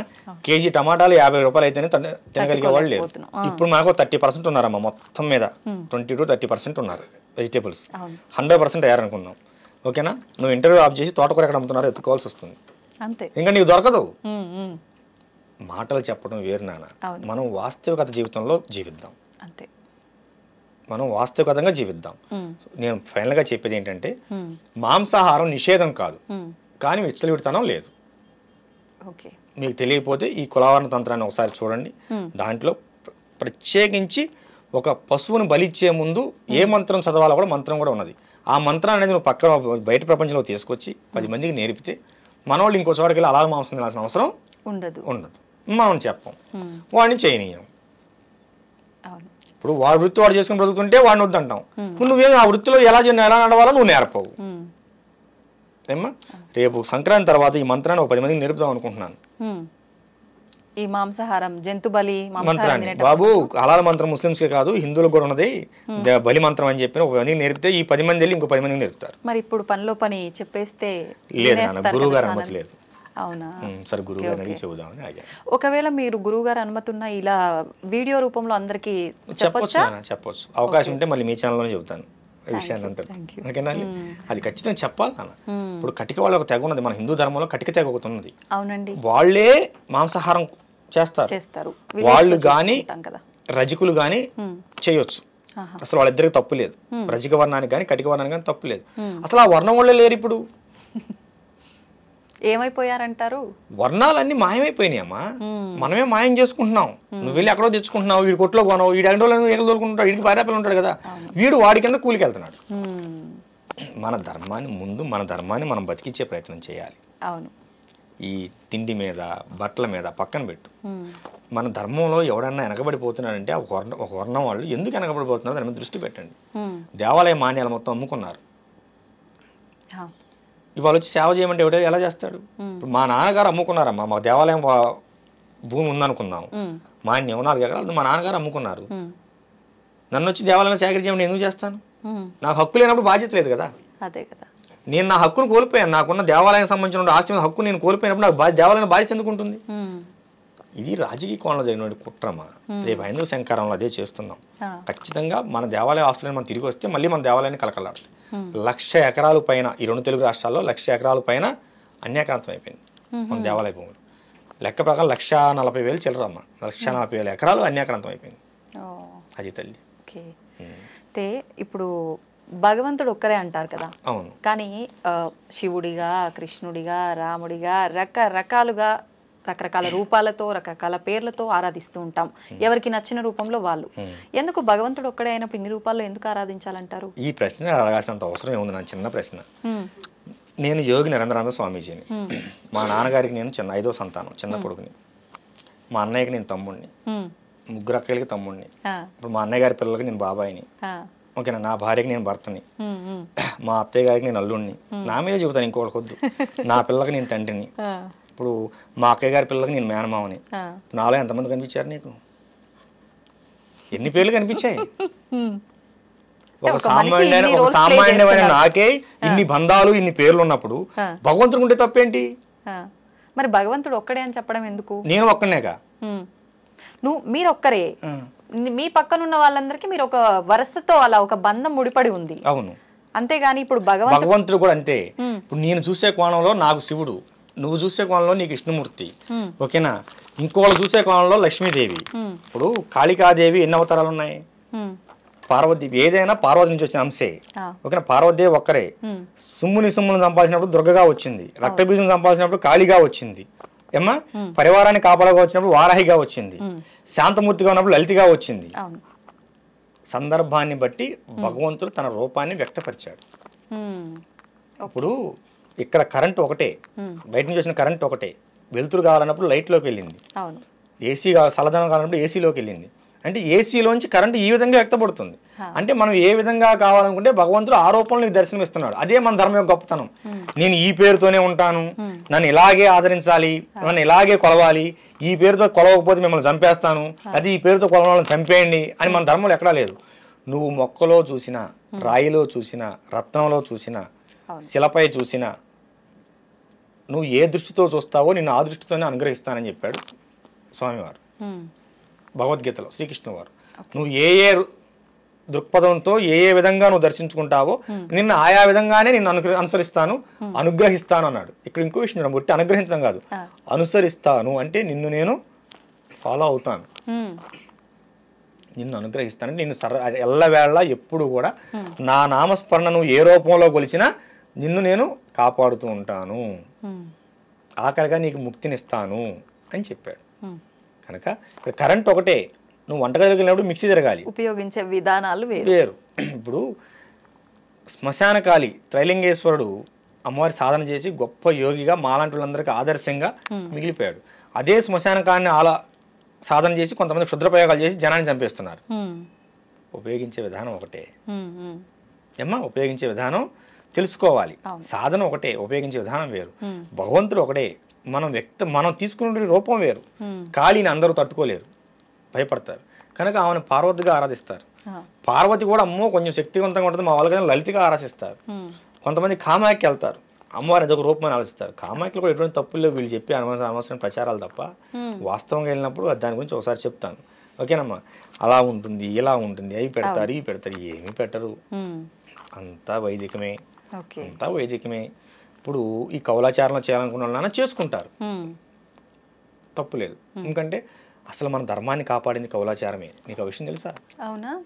ముస్లిమ్స్ పరిపాలనలో మన దేవాలయాలని బంధించేసినప్పుడు, కూల్చేసినప్పుడు మీకు దేవుడే లేకపోతే మీరు పూజలు ఎక్కడ చేస్తారని చెప్పి అప్పుడులో నవాబులు మనల్ని హింస పెట్టినప్పుడు చెట్టు కింద రాయబెట్టి ఆమెనే ముత్యాలమ్మన్నారు. ఓకేనా? వేప చెట్టుకి పసుపు రాసి మహాలక్ష్మి అమ్మవారు అన్నారు, రావి చెట్టుకి పసుపు రాసి నారాయణ అన్నారు. ఇంకా గుళ్ళోకి ఎవరు పోలా. మరి ఇప్పుడు ఏ ఆచారం కాపాడింది మన ధర్మాన్ని చెప్పునా? గుళ్ళో కొబ్బరికాయ కొట్టలా, ఊరు బయటకు వచ్చి వేప చెట్టు కింద ముత్యాలమ్మని చెప్పి విగ్రహం పెట్టి కోడిని కోసారు, పందిని కోసారు. కోడిని కోస్తే వస్తున్నారు ముస్లిమ్స్ దండయాత్రకు వచ్చి, ఎవడా కోడిని కోసింది వాడిని చంపేస్తాం వదిలేస్తాం అన్నారు. పందిని కోసారు. పందిని కోస్తే ముస్లిమ్స్ రారుగా.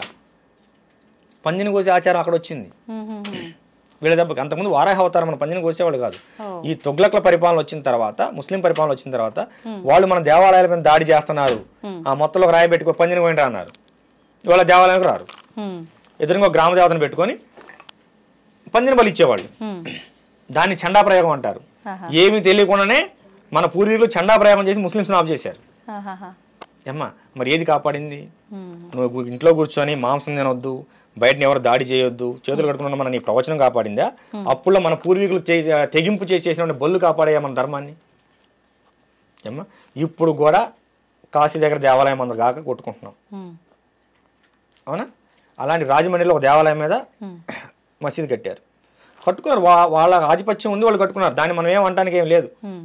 ఇవన్నీ పక్కన పెడితే 4 నెలల క్రితం తమిళనాడులో ఒక దేవాలయాన్ని మసీదు కిందకి ఇచ్చారు. ఆ విషయం మీకు ఎంతమంది తెలుసు?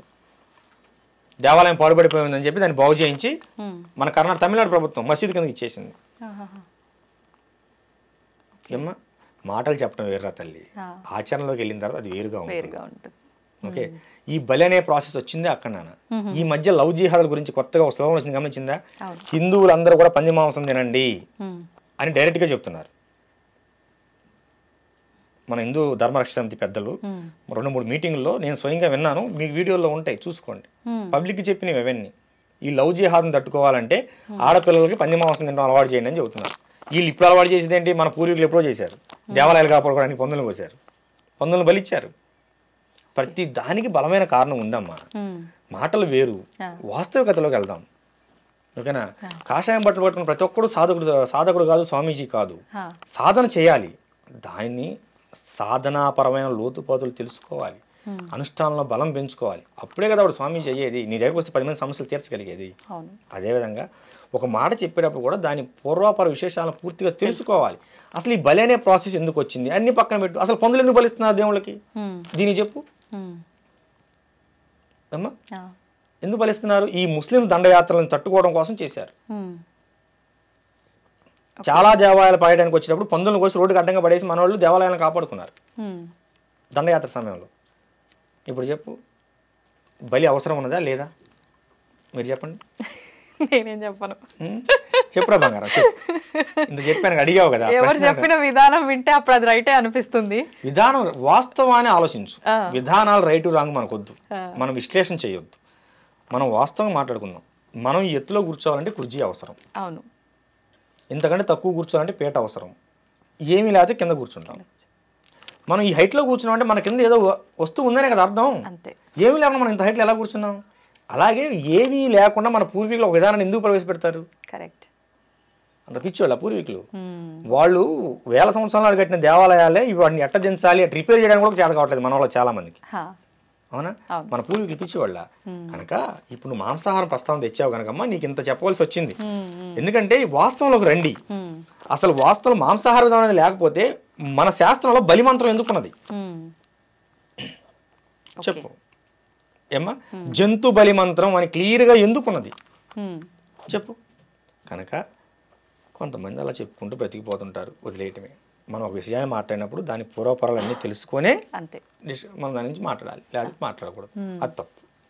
మొదటిసారి మీరు ఇంటర్వ్యూ ఇచ్చారని చెప్పి విన్నాను, అది కూడా మా ఛానల్లోనే ఫస్ట్ ఇంటర్వ్యూ నేను చేయడం నిజంగా చాలా సంతోషంగా ఉంది. మన ప్రేక్షకుల కోసం ఏదైనా ఒక మంచి విషయాన్ని, అది మన సనాతన ధర్మం గురించే కావచ్చు, ఏదైనా గొప్ప విషయం చెప్పాలి అని అంటే ఏం చెప్తారు? మన సనాతన ధర్మంలో తల్లి ప్రతి విషయం కూడా గొప్ప విషయమే. మన ఋషి సంప్రదాయం, మహర్షి సంప్రదాయం, మన సంప్రదాయాలు ప్రతిది కూడా చాలా గొప్పది. మీకు విషయం తెలుసా, ఇతర దేశాల్లో ఆవు పిడకలని ఆన్లైన్లో పెట్టి అమ్ముకుంటున్నారు, కొబ్బరి చెప్పలను అమ్ముకుంటున్నారు, వేప పుల్లలను అమ్ముకుంటున్నారు, గంజిని అమ్ముకుంటున్నారు, బియ్యం అన్నం కాసినట్టు గంజిని అమ్ముకుంటున్నారు. మన వాళ్ళు అవన్నీ మోటి అని చెప్పి ఎవడో తీసుకొచ్చినాయని ఆ పిజ్జాలు బగ్గర్లు తిని క్యాన్సర్ పేషెంట్లు అవుతున్నారు. ఇది గమనించాలి. ఇప్పుడు రేపు 5వ తారీఖున మన విజయవాడ దగ్గర హైందవ శంకారామం జరుగుతుంది. హైందవ శంకారామం ముఖ్య ఉద్దేశం ఏంటి? మన దేవాలయాలు మన హక్కు. ఇప్పుడు మన దేవాలయాలు మన హక్కు. లంకలో సీతమ్మ గారు కనుక రావణాసుడు చెరలో ఎలా అయితే ఉన్నదో అలా మన దేవాలయాలు రాజకీయ నాయకుల కబంధస్థాల్లో ఉన్నాయి. వాళ్ళకి ఏటీఎం సెంటర్ లాగా మారిపోయాయి. మన ధర్మం, మనకి వేల కోట్ల రూపాయల ఆదాయం వచ్చే మన దేవాలయాలు ఉండగా మన పిల్లలు క్రిస్టియన్ కాన్వెంట్ స్కూల్లో చదువుతున్నారు. అది మన దౌర్భాగ్యం. ఇప్పుడు తిరుమల తిరుపతి దేవస్థానం అనేది మన కంట్రోల్లో ఉంటే తేలిగ్గా ఒక 100 నుంచి 1000 విద్యాలయాలు కట్టి మన పిల్లలకు మనం ఉచితంగా హై లెవెల్లో హై క్వాలిటీ ఎడ్యుకేషన్ అందించవచ్చు. తిరుమల కావచ్చు, శ్రీకాళహస్తి కావచ్చు, శ్రీశైలం కావచ్చు, విజయవాడ కావచ్చు, ఏమ్మా ఇలా ఎన్ని దేవాలయాలు, కాణిపాకం కావచ్చు, మన అన్నీ కూడాను మనకి కామధేనువులమ్మ మన దేవాలయాలు. మన భక్తులు పిచ్చోళ్ళు, ఎన్నిసార్లు చెప్పినా వినరు. హుండీల్లో కానుకలు వేయొద్దు నానా అని ఎన్నిసార్లు చెప్తామో వినరు. మన దేవాలయాలు మొత్తం వాళ్ళకి ఏటీఎం సెంటర్లు అయ్యాయి. మన దేవాలయాలు మనం నడుపుకోలేమా చెప్పండి? మన ఎన్ని దేవాలయాలు మనం పాడుపడిపోయి ఉన్నాయి ధూపదీప నైవేద్యాలు లేక. మన దేవాలయాలు సొమ్ము తీసుకెళ్ళి వాళ్ళు వ్యక్తిగత కార్యక్రమాలకి ఇతరత్ర మత ధార్మిక కార్యక్రమాలు వాడుకుంటున్నారు తప్ప మన ధర్మాన్ని భ్రష్టు పట్టిస్తున్నారు. కనుక మన దేవాలయం మనకు కావాలి, మన దేవాలయం మన హక్కు. ప్రతి ఒక్కళ్ళు కూడా దీనికోసం అందరూ కదిలి రండి. ఈ యొక్క హైందవ శంకారామ సభని విజయవంతం చేయండి. ఇది మన హక్కుగా భావించండి. ఇది మాకు స్వామీజీగా, ఒక సర్వజ్ఞపీఠ పీఠాధిపతిగా, ఒక యోగి నరేంద్రానంద స్వామీజీగా నేను మీకు ఇస్తున్నటువంటి పిలుపు. ఈ పిలుపుకి అందరూ స్పందించండి. వాళ్ళు 10 లక్షలు అంటున్నారు, మనం 10 లక్షలకు మించి వెళ్ళి మన యొక్క శంకారామ సభను విజయవంతం చేసుకొని మన సనాతన ట్రస్టు బోర్డును మనం సాధించుకుందాం. శ్రీమాత్రే నమః. జై అఖిలాండేశ్వరి. శ్రీ గురుభ్యో నమః. జై గురుదేవ. శుభం. ధన్యవాదాలు స్వామి. శుభం తల్లి.